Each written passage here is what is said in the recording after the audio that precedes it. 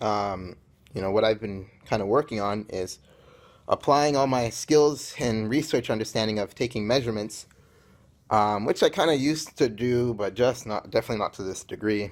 And I obviously didn't, partly because I didn't really know enough, and I didn't have the confidence. But it's more because I didn't know. It's not really the confidence. Like with knowledge comes confidence. There's no doubt about that. And with confidence, if you don't have the knowledge, it just doesn't really count for much. Is what happened, especially in the long run. So, um, I started, measuring things. Anytime there's an opportunity to measure something, I pretty much do that and kind of confirm either what I'm thinking, or sometimes I can really note when my ideas are off or my thoughts are off, which, if you don't figure it out early, can spawn into delusions, whether they be minor delusions, major delusions, or adjustable delusions. I've kind of written about some of this. I call that process really Ashweistergarten, especially for the people who manage to work through those delusions and without medication, um, either be through, usually through some type of self-directed learning, which is pretty much what I've been doing. So yeah, I guess on a side note, I'm not really sure if that, really counts as schizophrenia or not, because, it seems to be more educational dependent and dependent on one's educational level of family too, which I know I have some struggles with, specifically with my mother. Just certain things that she just doesn't understand, and certain things that she thinks is just God, which is completely wrong and is a major delusion, not just a minor delusion. I guess unfortunately for a lot of people, there's no doubt about that. All right, I don't want to get into too many tangents, but I've touched on some of that in the past, and maybe I'll do more on that. If you want to know more specifics about some delusions of humanity that persist, just put a comment in there somewhere or send an email to me, and I can do one specific vlog on that. So back to this forensics. Really, this chalice, glass chalice, broken glass chalice, due to some slight pressure and gravity. All right, so I wrote this up. I'm going to put this on my Facebook page, and I'll explain it to you right now. So here's my write-up for that, and there it is. Glass particle spread after a glass chalice fell from my table. So the table height was 18.27 inches. This is important because that's going to affect the amount of glass splatter. The glass chalice landed 7 inches away from the table on the floor. I measured that with my measuring tape right there, which is a really great investment, especially for anybody who wants to go into general surgery, because you have to know measurements and you have to be able to measure the body, human body. There's no doubt about that. All these surgeons who go out there without measuring things, they probably don't make it as surgeons.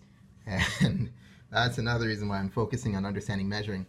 And, on a side note, measuring also does help athletes, soccer players, when you really do know just the basics. I mean, as an athlete and a soccer player, you don't want to get bogged down by all the details, because that will decrease your athletic performance at some periods. But over time, you definitely want to know enough of these measurements to understand where to peak your performance. I know it's important for soccer. And I know this is helping me as a soccer player already, because there's just certain things that I can do because I have a better sense of, distance measurements even. And some simple calculations I can use on the field, for instance. Not that I'm thinking of all the math all the time, it just happens naturally. I used to see players who were on this level. I think one guy in Orlando, for instance, who got to this kind of level, whether he was actually using a measuring tape or not, was Mark Marella, who from Deltona scored like 60-something goals in his junior year, which, yeah, I thought that was pretty remarkable. So, yeah, I was really looking forward to talking to him. Anyway, so here it is. So to finish up with my write-up, so there's the tool, a measuring tape. That is the tool. And obviously I had my lights on and all that, and I was careful of the glass not to prick my fingers or my feet or my toes or pierce any of my skin. All right, so then broken glass pieces from the glass chalice spread. So here it is. There's my little diagram. I didn't put every little piece in there. I just went for all the pieces in the periphery, which were the larger pieces for the most part. There might have been a couple small pieces a little bit farther maybe, that I didn't really notice. I was careful not to bother with the small pieces, because if I put my hand on the floor and I didn't see it, then I might have cut my finger, which I didn't want to do. So this is more than good enough. You know, this is close enough to perfection in this case, and going for perfection in this case with measuring every little thing, while it can be done, and probably someone can already do it, you know, it takes probably a little bit more resources to protect someone's body. So there it is. So right there, there's the, it's also labeled, so you can see that was a major part of the chalice, and there's the base of the chalice to the right of that, and the table leg. It fell to that right corner table leg in the front of the table. And the periphery, going from left lower quadrant in this diagram in a counterclockwise direction, starting at 5.5 inches. So it's 5.5 inches and 18 inches, which was the farthest piece. Measured 11.5 inches, 10.5 inches, 8.5 inches, and 9.5 inches. And that was written by me, Adrian Dane Kenny, MD, Janway Conglomerate. All right. So I also listed it here because I wanted to just kind of see the numbers in order, which kind of gives you know, a different mental picture of what's going on, and kind of helps with understanding things too. Another way to display a little bit of data. So pieces, so yeah, I just titled that Pieces and Distance from Center of Broken Chalice Parts and Base.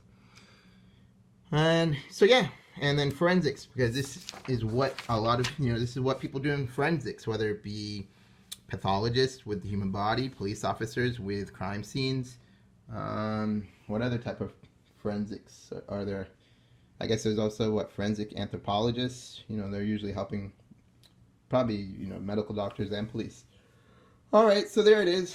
That's my little vlog on the glass particle spread after a glass chalice fell from my table. It'll be up on YouTube. This will be included in one of my books, my current book probably, which is Adaki. And if you have any questions, contact me. So definitely follow me on Facebook or whatever. Like me on Facebook. You can also like, subscribe, share, and comment right here on YouTube. And if you have any questions, just, you know, feel free to contact me. Definitely keep putting up vlogs like this. And I have, yeah, as things happen and as I keep making progress with my interests, ideas, and desires. All right, talk to y'all later. Bye.